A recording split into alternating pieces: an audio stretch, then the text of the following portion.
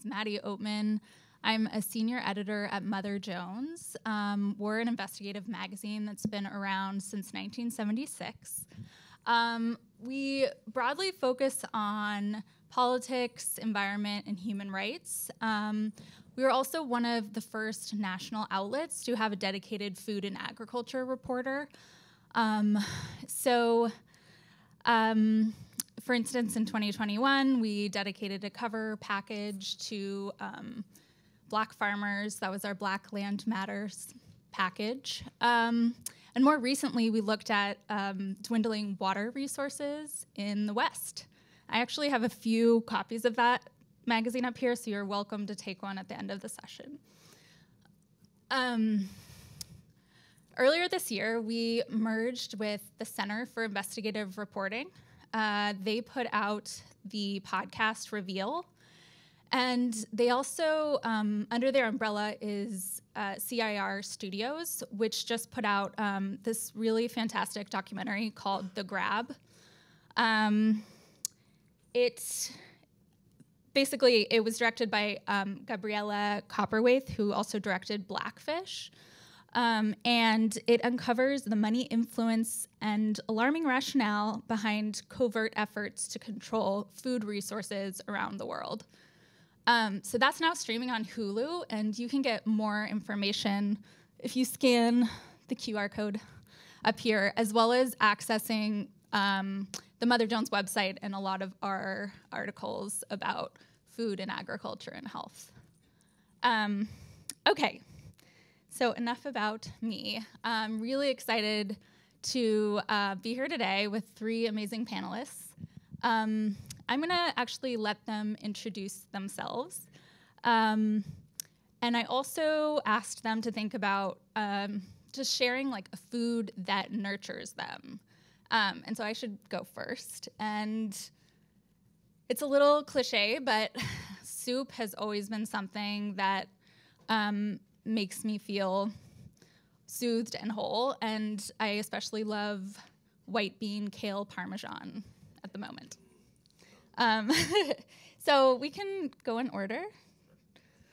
So, hi everybody, I'm Dr. Chris Rhodes, got my PhD in nutritional biochemistry from UC Davis. I'm also the co-founder and CEO of Mimeo Health, which is a nutritechnology company.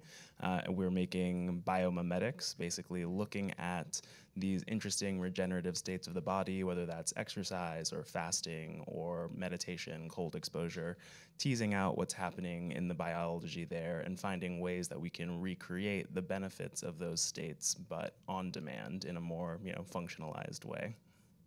And a food that is nourishing to me, I won't default to say fasting. That was what all of my research was about. That's kind of what Mimeo's first product is all about. It's a fasting mimetic. So I already got enough crap about that from the nutrition department.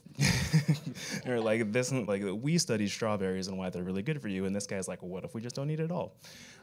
So one food that actually does really nourish me and I love is aguachile. It's like super bright, light, crisp, protein, but filling from the cucumbers. Like, it's my go-to every time. I love it.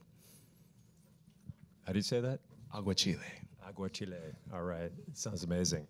Hey, everybody. My name is Wes Selke. I'm one of the founding directors, partners at Better Ventures. We're a seed stage venture firm based in Oakland. We invest in companies that are leveraging science and technology to address climate, health, and quality job creation, actually investors in Mimeo Health. We're looking for kind of breakthrough science and technology that can address these big challenges in ways that can really scale and create impact at scale, while also being able to build sort of world-changing businesses that can grow really big and create a lot of great impact. I spend a lot of my time in food and agriculture, and been thinking just a lot about, and we'll get into this I think later in the panel, just the way in which food can be really leveraged as a medicine and improving health. And in terms of food, I love lots of different foods. I'd say my homemade smoothies are they're popular in my house. My kids love them.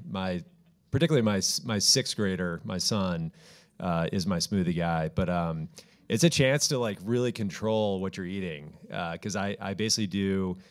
I got unsweetened soy milk. I make sure there's no added sugar. Blueberries, about a cup of blueberries. I add in flaxseed meal that gets you some fiber in there.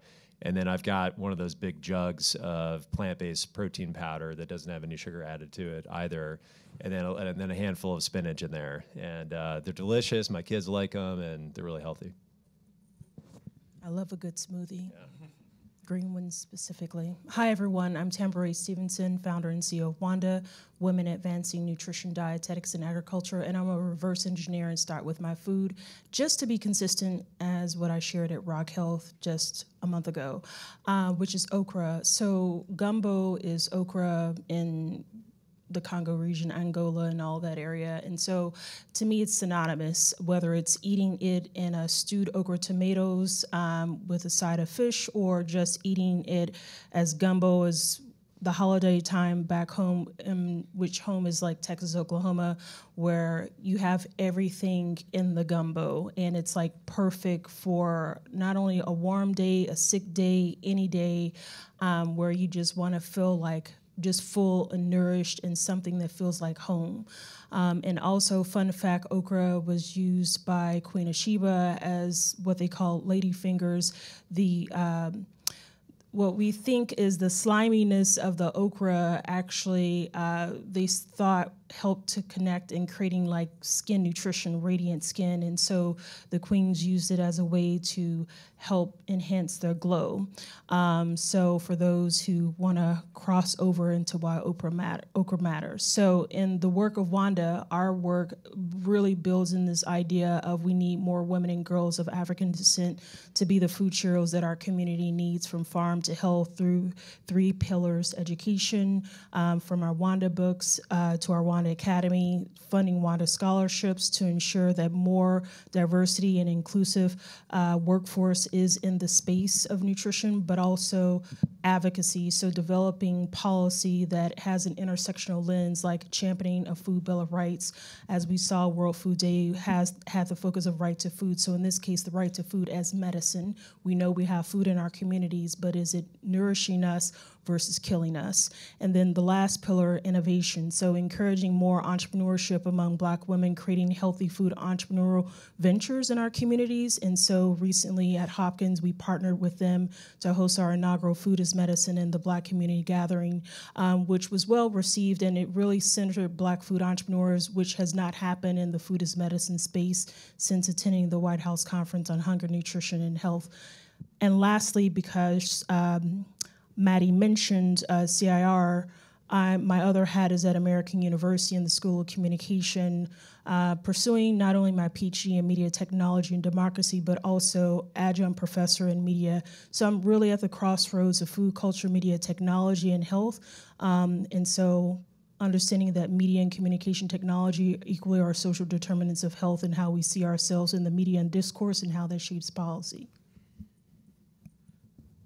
Thank you. So you already got free recipes. Aren't you glad you came? And tidbits. A few years ago, I had the opportunity to write a story about food pharmacies, which are kind of a new experiment in bringing together the resources of food pantries with clinical nutritionists in order to get low-income patients the resources they need. And at the time, this public health official told me, often we just pile on prescriptions and ignore the other half of the equation for wellness, which is food. So food is increasingly seen as capable of preventing and treating chronic diseases. So my first question for you three is, what is the most thrilling or exciting breakthrough or maybe rediscovery of knowledge that, has long been kept with regards to food's ability to heal? And maybe we could go in reverse order, even though I know you were just speaking. No problem. Great question, because obviously the most immediate roadblock that we can acknowledge as one of the reasons why we're not #1 in health around the world, cited by World Health Organization, is that we don't believe in universal health care in this country as a basic human right. And so when you lean into that idea, then what do we believe in? We believe in capitalization, commodification of health as much as food. And so that easily leaves individuals out of the equation when it comes to equal access to quality health care and understanding how food as medicine sits into that space. And so right now the hashtag is pills over produce. We're trying to flip and believe that produce over pills, or at least in conjunction with it, because we know about food-drug interactions, being trained in nutrition, but at the same time, what happens is we've overprescribed because we've built in this fast, quick bullet, silver bullet kind of mindset where if we just get an injection, all things will be solved. And we know that even in the Ozempic craze, that having lifestyle changes matters more than all the long-term implications that come with those injections. And so I think that's something that we should be mindful of, that good nutrition, good healthy sleep, exercise will never be a substitute for any medication or any injections that are out there. Well said. Amen to that. In a recent conversation with a food tech entrepreneur, he said, the pharma industry exists to solve the problems of the food industry.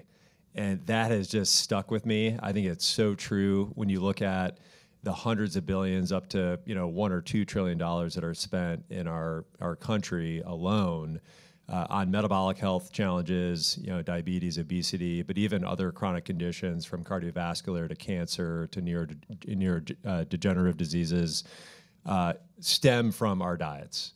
And we have the food industry and the food lobby and the FDA to thank for the many problems that exist today, and particularly what's happened to our food products over the last 40, 50 years, which they've essentially removed fiber and added a whole bunch of sugar because it sells. It sells products. It increases the growth rate of these big food companies.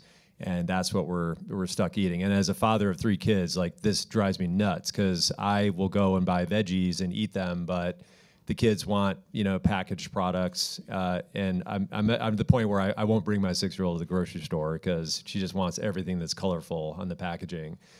I would say the thing that I'm most excited about right now is perhaps it's a little bit of a rediscovery is fiber. Fiber is nature's Ozempic. It does pretty much the same thing that Ozempic does without having to get a shot in your arm. It increases satiety. It releases GLP-1s into your body naturally. It feeds the good good bacteria in your gut microbiome. And we get about, I think the average American eats about 15 grams of fiber per day. And women are supposed to get about 24, 25, and men are supposed to get about 38 grams of fiber per day. And this is a massive, I just calculated this up, it's a $10 to $20 billion opportunity for someone to sell. Dietary fiber is about a $7 billion industry today, but I think there's a latent potential of another $10 to $20 billion if someone can solve that fiber gap, that fiber deficiency. And we're actually looking at a company right now that's uniquely bringing natural fibers to market that solve some of the problems with the existing fibers that are in the market, including inulin and psyllium husk. But I am obsessed, ever since I've been looking at this company, I've been obsessed with package labels and looking at fiber content of bread. Bread is hard. And you ideally want this ratio of kind of 5 to 10 to 1 in terms of carbs to fiber. So if you've got 30 grams of carbs in there, you want at least 3 grams of fiber. More like 5 or 6 is better, but that's hard. It's hard to find much over like 4 grams.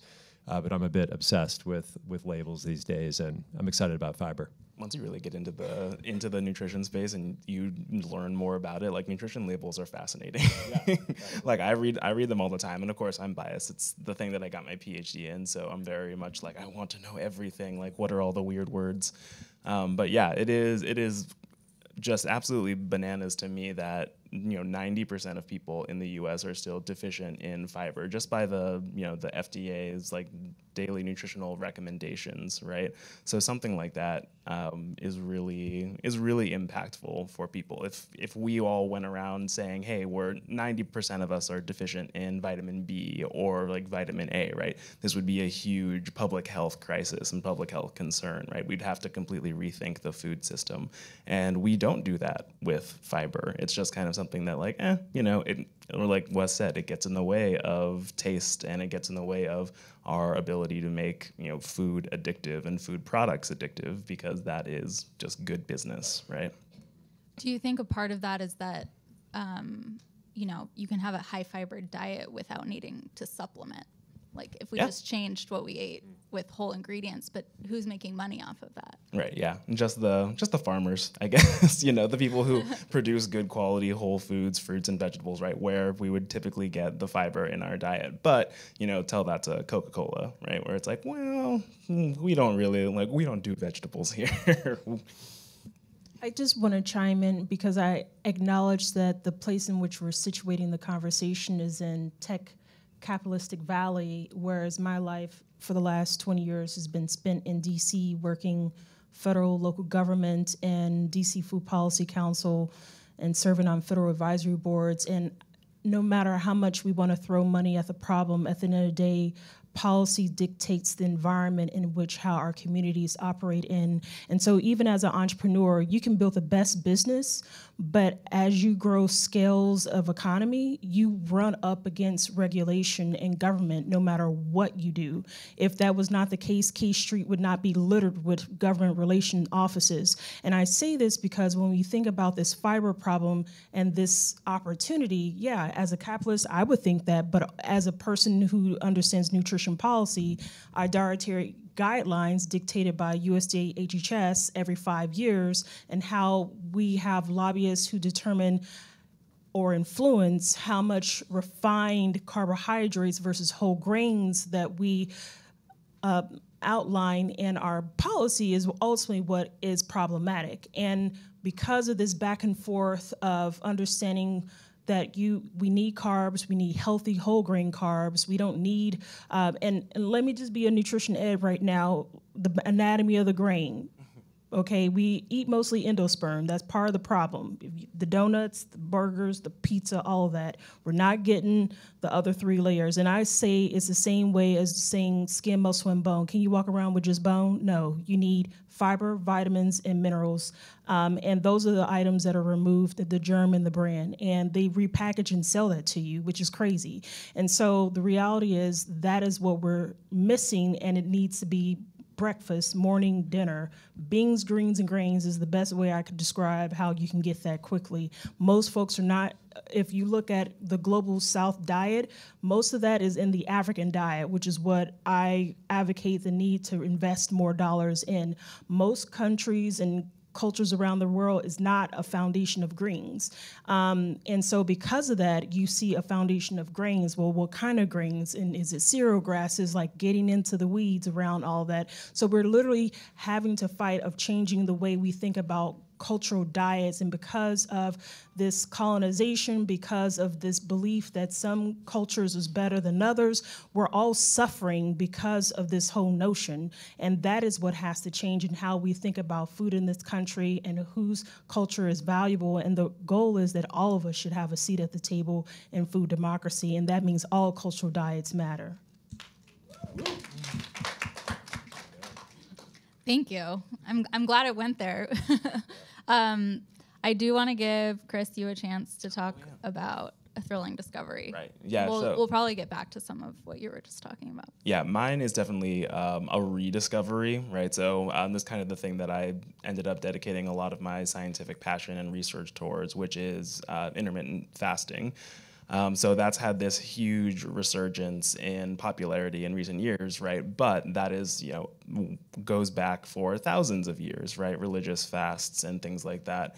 So the ability for fasting to heal the body, to just take a break from food and the postprandial response that kind of throws our body out of its natural homeostasis, you have to focus more on actual like metabolizing and getting the nutrients where they need to go, broken down into the right forms, shunted away, have to deal with a certain amount of inflammation that happens from anything that you put in your body because it's all foreign molecules, right? Giving your body a break from that for a consistent period of time has this really powerful effect because it's evolutionarily programmed into almost all organisms that when there's this scarcity of nutrition, it activates this inherent survival program that we all kind of already have inside of us, because that's what you have to do, right? You have to turn on metabolic efficiency pathways. You have to make sure that you're not replicating cells at a really high rate because you just don't have the resources to do that. It turns on these protective mechanisms because if something goes wrong with a cell and there's no extra resources around,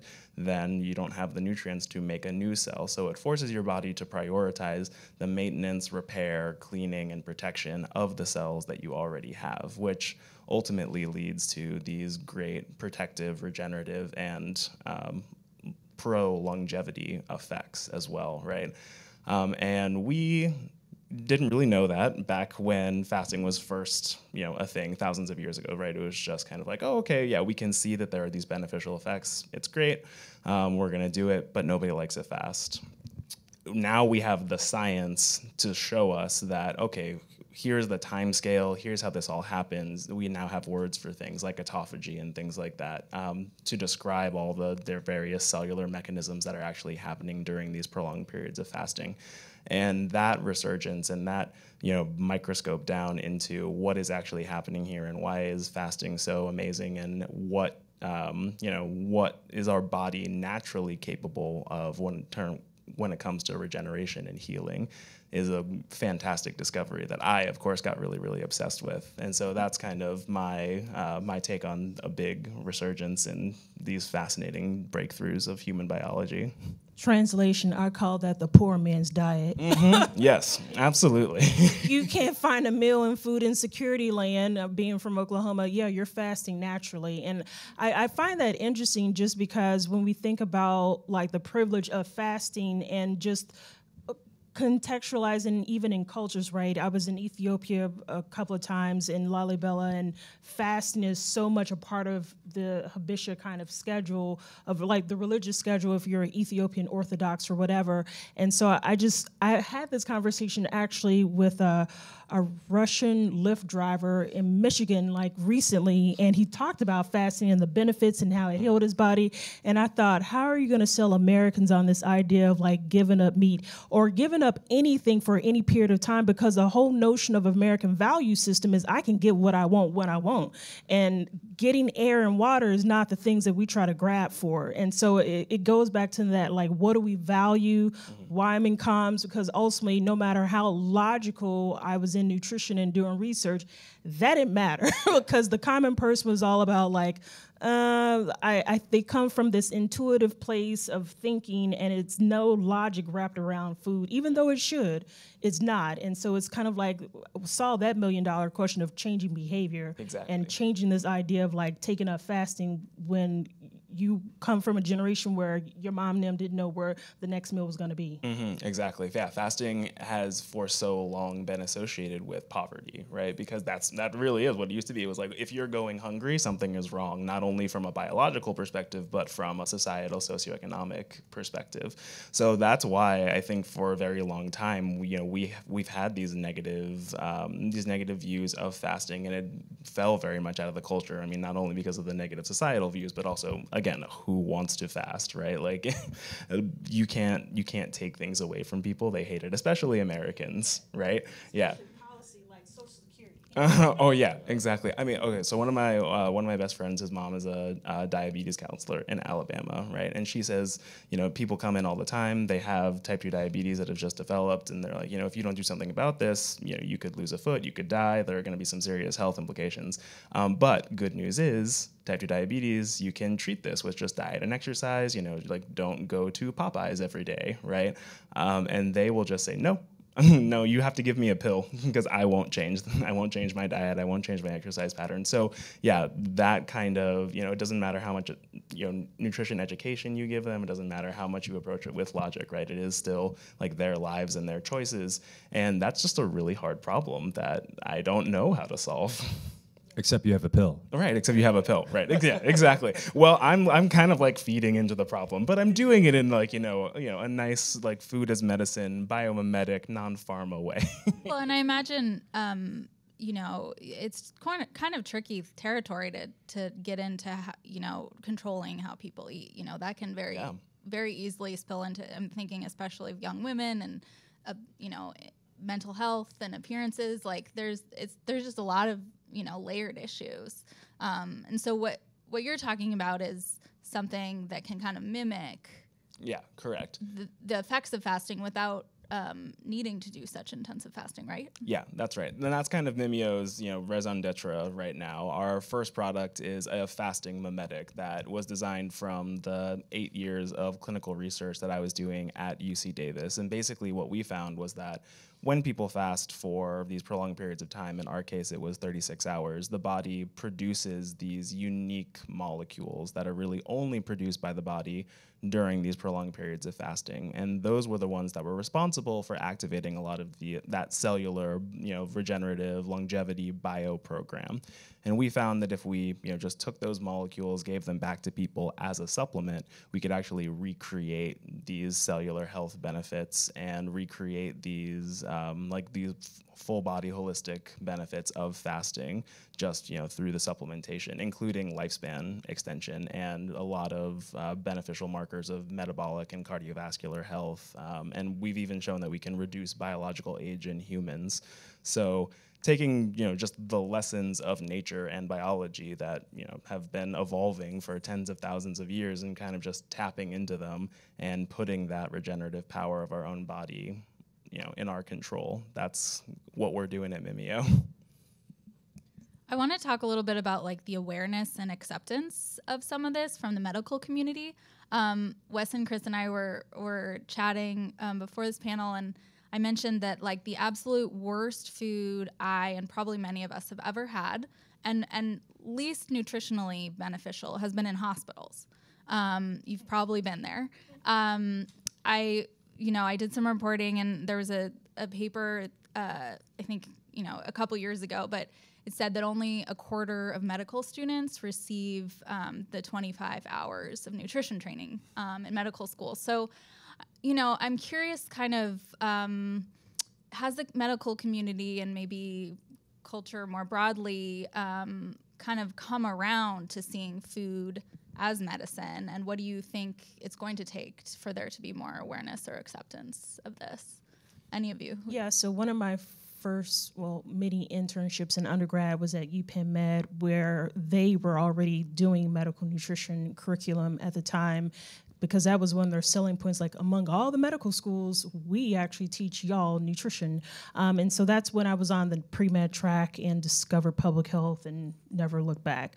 But currently, because of the White House Conference on Hunger, Nutrition, and Health that I attended in 2022, subsequently, HHS has had a Food as Medicine Summit at the top of this year that I attended, where they had the conversation around the need to incorporate more nutrition training in medical schools.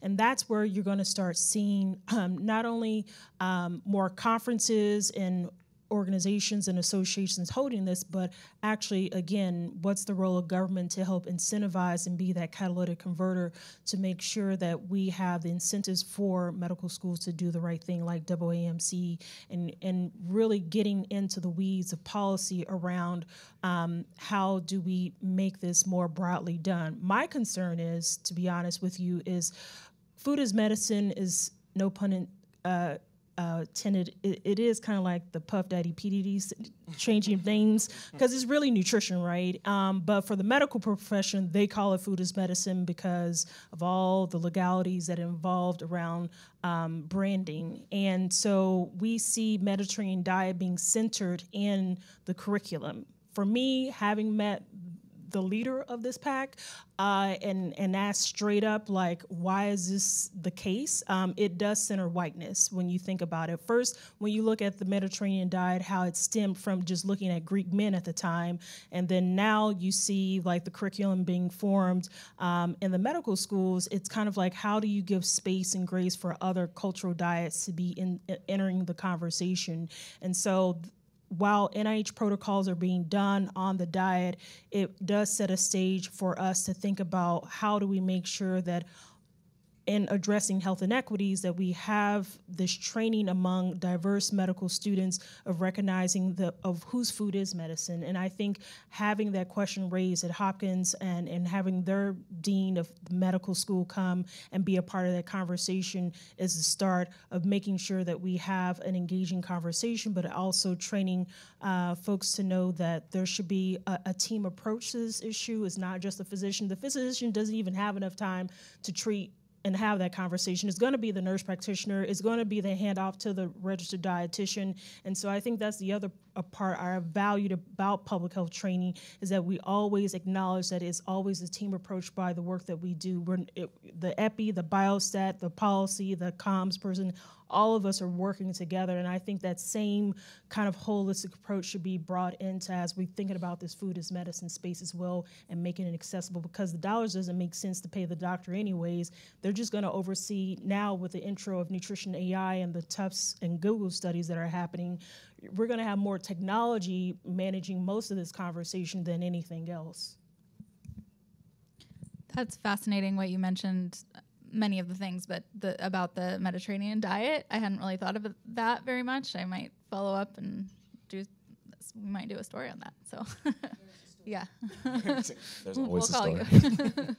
Yeah, and the Mediterranean diet is really interesting too, right? Because you can't apply that very well, like across cultures, right? And like even across America, right? Like different regional folks have different things, and they have their preferences on what they want to eat, right? So it doesn't really serve us to have, okay, here is like one regimented diet that we're always going to study, and that's the thing that we're only going to focus on over and over and over again. Because yes, it does give you good results, but with anything, it's more about principles than it is about the rigidity of like, it's this thing and only this thing. So what we should be focusing on is more, how do we make this amazing data that we can get from these studies that we're doing and then make them applicable to everybody throughout the country, throughout the world, right?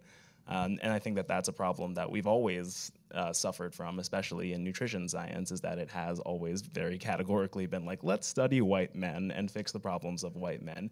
And women are left out of that, you know, all minor ethnicities are left out of that. And it's really sad. I think we're progressing to a point where we're finally kind of getting out of that and starting to just study more diverse populations. But yeah, it's not where it needs to be. And there's such a big lack of knowledge because of it. And that's why so many things don't end up working, right? Yeah. Because it's like, well, we designed this and studied this in these people. So for those people, it works. But yeah, who knows for everybody else? Yeah, because even in nutrition, there's the food and culture course that was an elective when I was a nutrition major at Oklahoma State. That was not mandated for everyone to take it. And so what's been the crazy part of just acknowledging that is like, as the demographics continue to change, that should be a mandated course that everyone should appreciate and see. Like, we went through the difference between African, African-American, Caribbean, Asian, the Pan-Asian. Like, that was so beautiful just to be able to, like, study so many different cultures. And what blew my mind, like, if we're doing this in Oklahoma, DC, where y'all at? So that's why, for me, it was just powerful to understand, like, we need to democratize nutrition education. It should not just be only nutritionists, only medicine. Like, everybody needs it just as much as financial literacy, because ultimately, if we understand and know the power of what food can do to heal you or kill you, then why are we not having everyone have access to it? And hey, if you can have a Khan Academy, why can't you have one for nutrition? And as more pop-up alerts on E. coli keeps Listeria, on my I can't go a week without a food safety alert popping up. Any of y'all? Because I know I get them. So it's just kind of like, this is crazy. A lot of listeria out there right now. A lot. The other trend, I think this kind of speaks to a little bit, is the personalization of medicine, and really empowering the individual to take matters into his or her own hand, and to really understand, because like there isn't one silver bullet when it comes to diet and food, and even how much you eat, what you eat, when you eat. I mean, everyone's different. Everyone's metabolism is different. Your ethnic background is different. Your gut microbiome is different. And now we have sort of this explosion of wearable devices, continuous glucose monitors that you can get through Levels Health or Function Health, or even directly now from vendors like Dexcom. And it's really putting the power into the individual's hand to understand what's happening in your body when you're eating certain foods. So, I wore a CGM for a couple weeks recently, and it was fascinating just to like see, some of it's intuitive. I'm going to eat this, cupcake, and my blood glucose is probably going to spike, and it did. But other little things like, eating bread or eating or tortilla, just different things gives you a lot of insight. And I'm excited. I mean, from a venture and investment standpoint, we're seeing this as an emerging trend where I think there'll be, exciting opportunities to invest in, and also like really great outcomes around the personalization of diet and food and medicine. Most definitely, because when I first saw how much it was the Palm Pilot, if you remember those things. But we could do the nutritional analysis, and our assignment in nutrition was like, how much fat and nutrients are in your Thanksgiving meal? And so back home we eat chitlins. So when I saw that, I was like, let's just say I never ate a chitlin after that. And so that's the power of information, what it can do. It can change lives and save souls. But the other part, I have my Function Health appointment on Thursday. So I definitely believe in that ability to have knowledge and democratizing it outside the GP, and at the same time, what do you do with it? And I think that to me is like the start of like having information and having that sense of agency and power that most patients don't have. Yeah, I'm really excited to see, especially with something like Function Health, where it's so many biomarkers, like how we end up interpreting that, right? It's kind of like going back to the days of like full body like MRI scans, where it's like you're always going to find something wrong, right? Like there's always like, oh, a weird growth, like maybe it's benign, maybe it's this, maybe it's that, right? Oh yeah, yeah, exactly. It's like, no, I'm seeing the scan. I swear that's cancer. But yeah, something like Function Health, where you're gonna get over 100 different biomarkers tested at one time, and then try to create these personalized recommendations. And a lot of that's gonna come down to, unfortunately, because this is the world that we live in, drug interventions, right? It's going to be, okay, cool. Like, a doctor has been given this list of biomarkers, and in a doctor's mind, it's not, oh, okay, their ApoB is high, so I can recommend like this nutritional intervention, or I can recommend this, like cut this out of your diet, eat less eggs, whatever it is, right? It's going to be, all right, here's a statin. And that's kind of going to be the standard of care. So my big concern is that, like, number one, a lot of that data is going to end up being uninterpretable, and maybe with big data, AI, things like that, we can like find a better path forward. But it's just going to end up supporting the pharma side of things, where it is very much just like, oh, okay, now there's like 100 things wrong with you, so you need at least 20 of these drugs, right, in order to fix all of that. And then however many drugs you need on top of that to fix all the things that, or all the problems that the first wave of drugs that we put you on caused. Well, I would say as we know with AI, it's all about what we feed it, right, and how it interprets. So the other side of data, so in transparency, I'm starting a fellowship at USDA on Friday. And so I'm going to be working with their data, right? So they have Food Data Central, and it's industry facing, where you have data where you need to make those nutrient labels, right? But the question is, where are cultural meaningful foods in that data? How is the data being relevant to the food as medicine conversation and nutrition security conversation?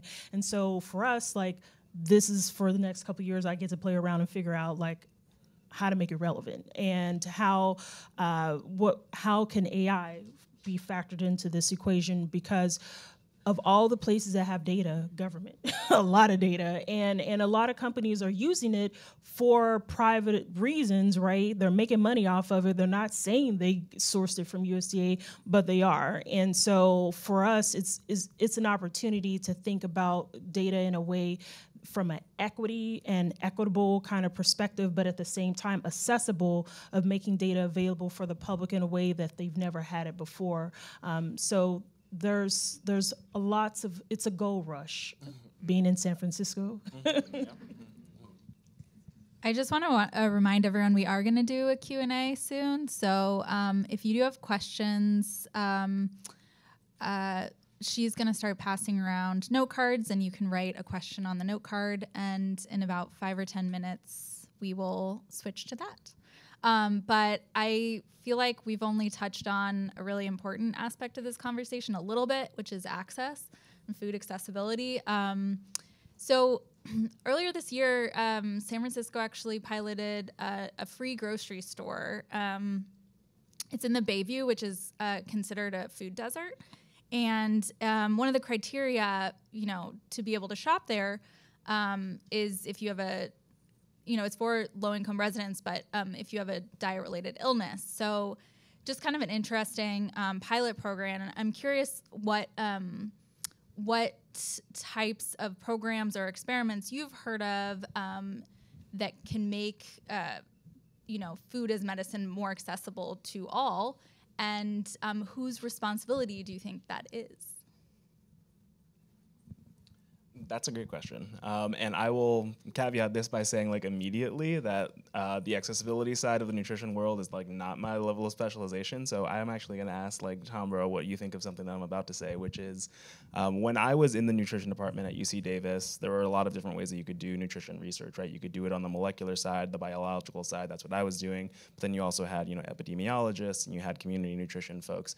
And the thing with whenever community nutrition folks would go out into the community and they would try to implement these programs to help people get the access to the food, or try and change their eating habits, kind of like a lot of what we've been talking about today. And it always ended up being a very, very futile effort because, some of the studies were really poorly designed. This was a big pet peeve of mine where it's we went into this, low income, Central Valley community, and we gave them a bunch of food vouchers for organic produce, and we taught them all the things about organic produce and why it was so much better for you, and pesticides and all that stuff. And so they were like, we did such a great job educating them. And when they had the vouchers, they all chose to buy organic food. And then the voucher programs went away, and then they did a follow-up, and it was suddenly, when they didn't have the vouchers to buy the expensive produce, they all stopped buying the expensive produce. I wonder what that's about. Did we not educate them enough? And I'm like, no, you were giving them money to buy produce. And that's the thing that made them happier and healthier. It wasn't that they didn't have the information, it was that they didn't have the access and the socioeconomic side of that. Most definitely. And it's funny that I was an extension agent and I was on the flip side. So we had the gift cards from Giant, and I wanted to talk about organic, and our director was like, no, because of the very thing that you're talking about. So it's just interesting to see this other side of it, right? So thank you for that. So yes, this is why this whole idea of right to food is real, right? We have pilot programs that happen right here in San Fran around basic income, and positive results came from that. So imagine if we had basic food, right, as a human right, not just food banks, but if you want to think about historical context, Federal Food Commodities Program was the government grocery store. What happened was private grocery stores saw it as a direct competition, specifically Mississippi, and so the owner of Sunflower Markets went to their policy person in U.S. Congress and said, hey, you need to clamp down on this. And this is how we actually got the federal food stamp program. And so he bragged about it, saying how in 1 year he went from 3 million to 38 million. So when you think about that change, this is something that Fannie Hamer, Marion Wright from NAACP, SNCC, a lot of folks got involved around this blockage that was happening down south, because folks were literally having to choose, do they eat or do they vote? Because all of this was centering around ensuring that Black folks did not vote down south. And so when we think about this idea of, unfortunately, white supremacy is a hell of a drug, because if you understand how it operates in again, read the book, The Sum of Us by Heather McGhee. You cut my nose to spite yourself. It causes one to acknowledge why we don't have basic human rights of food in this country, thinking that you will naturally die off because you are inferior. That is kind of the basic belief behind that. And so until we change, the value system in this country, nothing changes around how do we have access to food, access to healthcare, because it's all connected.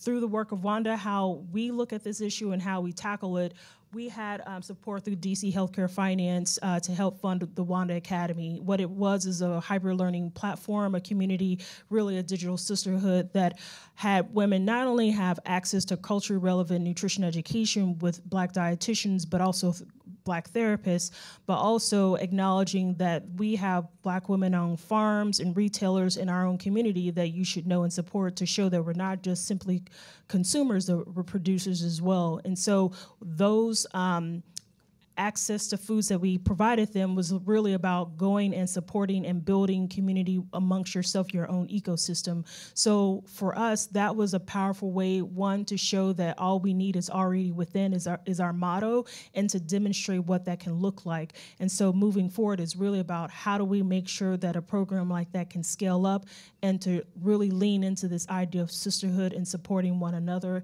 in a way when government or a private industry does not. Well said. Yeah, I think a lot about the accessibility issue because we're investing in companies that generally in the food space, like we've got a few investments in alternative protein, and they follow typically the kind of the Tesla model, right? You come out with a premium product. Eventually, once you hit scale, you can sell at Costco and Walmart and get the price down. So we're investors in Meaty. It's a mycelium protein company. They sell at Sprouts and Whole Foods and now a bunch of different retailers. But they typically sell for about $12.99 for their product.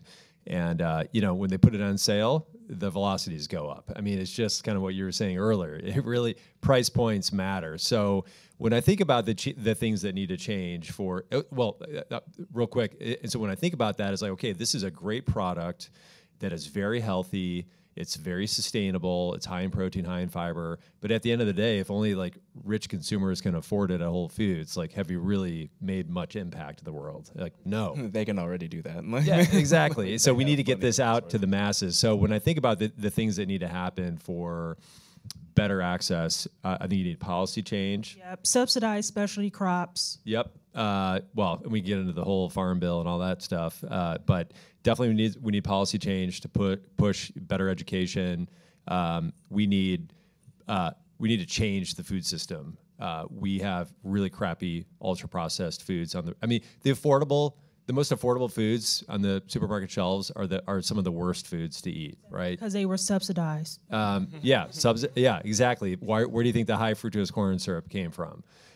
So we need to change that. We need to get better, higher quality macronutrients into those products that sell at low price points. And we need the expansion of things like SNAP benefits, because I think there are already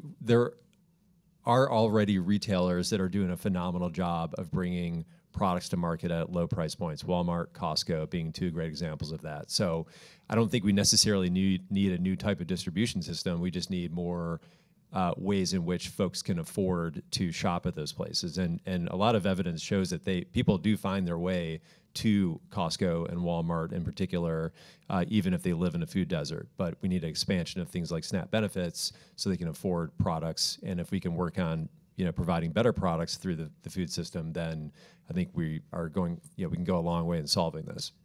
A fun thing here too is there's a company out there right now called TrueMed, and it's basically helping to put food as medicine companies, like exercise companies, more of these like biohacking, personalized self-health care kind of companies, in the actual like the reimbursement system. So you can go and you can use your HSA and your FSA funds to buy things like Mimeo or like exercise or gym memberships, things like that. So that just taking the cost down and putting it more on, shifting that cost to the insurance companies and like just the vast bureaucracy of the American medical system where it kind of should be is like just great. And I'm glad that there are companies like that are making everything more accessible and not just, and like at a broad spectrum, right?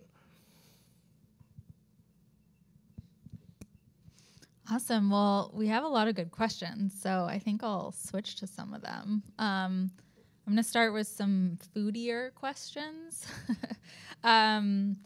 So I'll group two together. One is, do you have an opinion about moving to a more plant-based diet? And then another foodie question is, in terms of fiber, raw versus cooked, does it matter? Ooh, I like that one. I can go into that fiber one at like a really, like at a little long length, guy. We would be here for a while. Do I have an opinion about plant-based diet? Yes. Love plant-based diets. I think that they're great from a sustainability point of view. When you look at them from a health impact, also amazing, especially considering that, most of the meat that we have in America is like factory farmed, right? So there's like a cruelty aspect to it, there's a sustainability aspect to it, and then there's a health aspect to it as well. If you're eating unhealthy animals, like that's not gonna be great for you, right? So adopting more plant-based options is great, and then looking into, if you do wanna continue to eat meat, like ethical farming and sourcing and making sure that, it's more of a like, like a sprinkling in there, right? To nourish your soul as well as your body. I think that that's very important, especially when we're talking about behavioral change with diets. It's a side, not a main. Yeah, exactly. Yeah, exactly. And then in terms of cooked fiber versus uncooked fiber, there are definitely differences in that. This comes down to like resistant starches, and you can get soluble fiber, insoluble fiber, cooked and uncooked fiber. They're all going to have different structures. They're all going to feed different aspects of your microbiome because they are all going to have, completely different properties at the end of the day.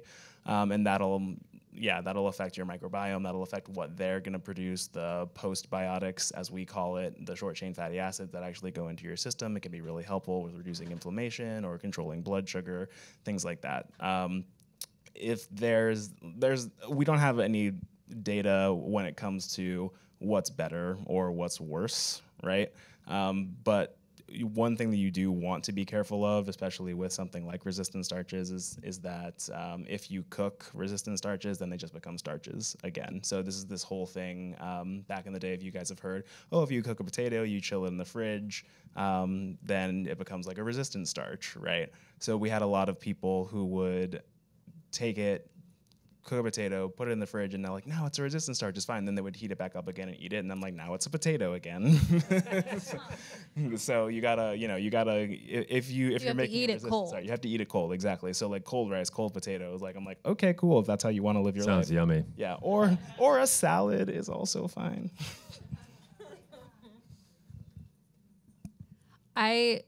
So I'm not completely plant-based. I'm a vegetarian, and the one thing that I feel like no one ever talks about, the benefit, because you mentioned health and sustainability, environmental issues. Yeah. Taste. I swear that I taste way more because without meat, it's such an overpowering flavor that, my personal evangelizing, if I'm going to do any, is that I think I taste more as a vegetarian. But that's actually no science to prove that. That is actually really interesting. Forks over knives, I'm assuming? Yeah, for sure. So that was the whole concept behind forks over knives, was that because of the processed food that we get from the global food industries that has designed to be like hyper addictive because it is so hyper palatable, that we've totally skewed our perception of what is sweet, what is salty, what is fatty, right? And then when you kind of take that back down to ground, you can have something where someone who was on a typical American diet, like in the pre-diabetic range, they could eat a strawberry and be like, this strawberry isn't sweet at all. You can take them back down to ground, like do a little reset, and then all of a sudden their taste buds kind of come back. And it's like, wow, this strawberry is the sweetest thing I've ever tasted in my my life, and sugar is way too sweet, like get it away from me. So I think that there's definitely some credence to that, of like when you get away from these hyper palatable, hyper addiction oriented foods, it does really like bring you back down to earth a little bit. Maybe there is some science then. I bless it as a scientist. I guess I should make a double helix, whatever. I thought this was a good question. The nutrition field's advice seems to change a lot. How to balance what parts to accept versus not? Yeah. I don't know if I want to take that one again, or if someone, I'll let somebody else speak. I mean, there really is a lot of noise out there. When you say like the nutrition field, I mean, that's not really coming from, the White House or the FDA or policy institutes. It's just like whatever, headline, whatever article, right? It's like, yeah, YouTube, like fats are bad. Actually, fats are good. Like coffee, turns out coffee is actually really good for you. Turns out coffee actually kills you. It's like lately, it's like, remember that they were saying like sitting will kill you. And now I saw something that's like, well, actually standing, as it turns out, is actually not good for you either. It's like attention grabbing headlines, so you just gotta like tune it out, Life is one of those things that leads to death.